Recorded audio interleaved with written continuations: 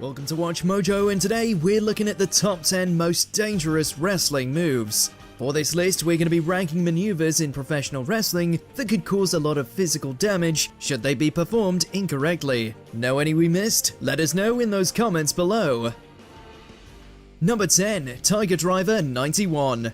Heads up, like literally, because if there's going to be one consistent thread running throughout this list, it's the risk wrestlers put on their heads, necks, and shoulders. It's also what makes the Tiger Driver 91 so dangerous, because it directly targets these areas with a vicious spike. Japanese wrestling legend Mitsuharu Misawa perfected this variation on a traditional but still dangerous Tiger Driver by adding the exclamation point to a move that's already a nightmare version of Triple H's pedigree. From the double underhook to the final squirming impact on the canvas, Misawa's Tiger Driver 91 was no joke.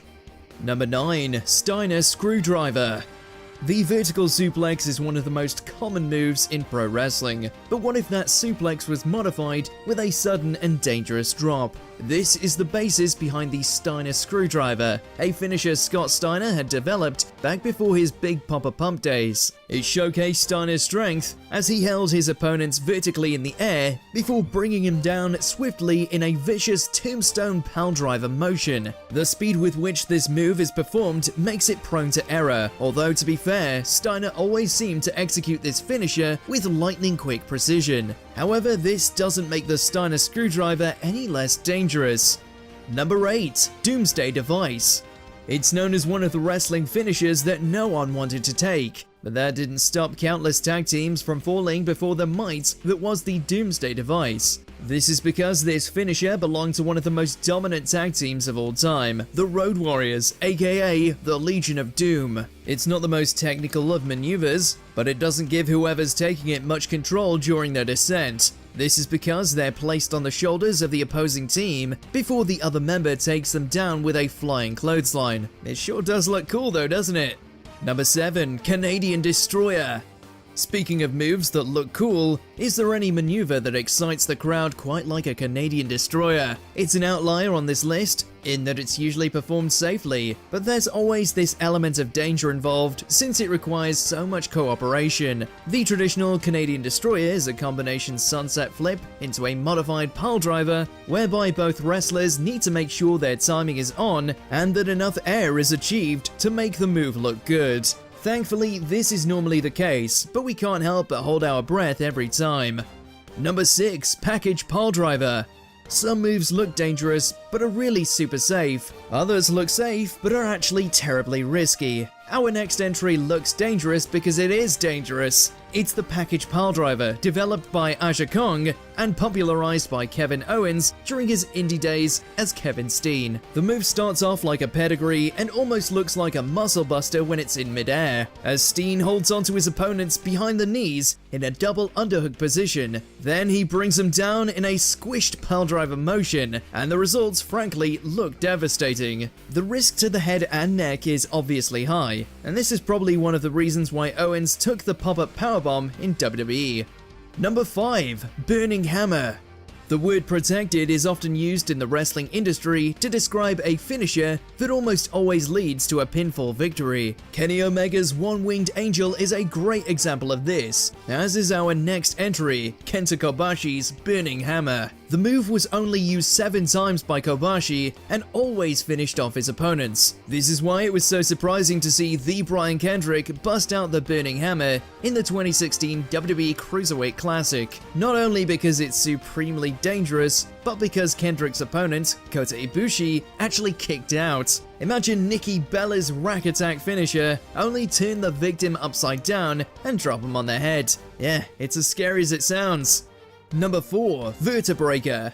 The Vertebreaker is yet another modified piledriver that utilizes a double underhook, but make no mistake, this finisher is anything but ordinary. It can't be performed on everyone because it requires so much strength and cooperation, but it was popularized by Shane Helms during his Cruiserweight days, and it still looks awesome today. The fact that the Vertebreaker brings the opponent upside down back to back with the person performing the move requires a lot of trust, while the end results could prove disastrous if this doesn't occur. However, we just can't help but raise our fists and yell every time Helms and his opponents pulled off the Vertebreaker in style.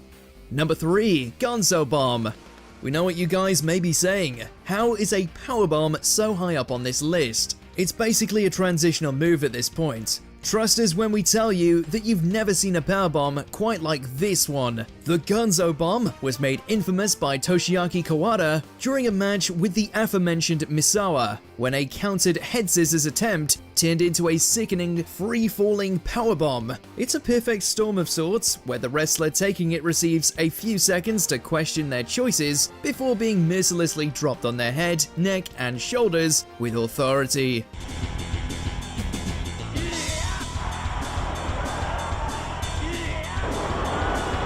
Number 2. Diving Headbutt.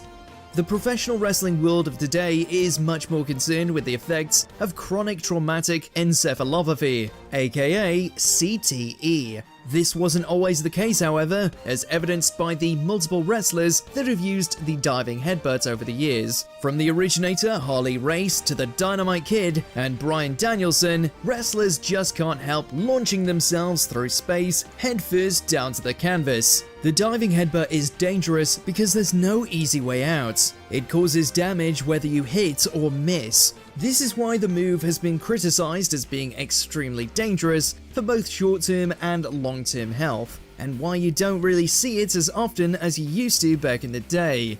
Before we continue, be sure to subscribe to our channel and ring the bell to get notified about our latest videos. You have the option to be notified for occasional videos or all of them. If you're on your phone, make sure to go into your settings and switch on notifications. Number 1. Styles Clash.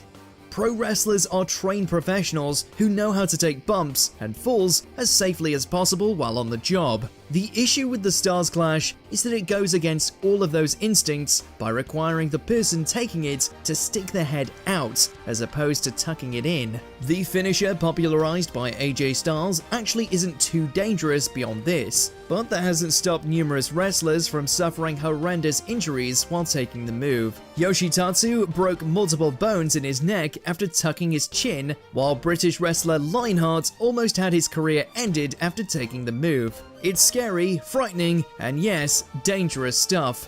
Do not try this at home.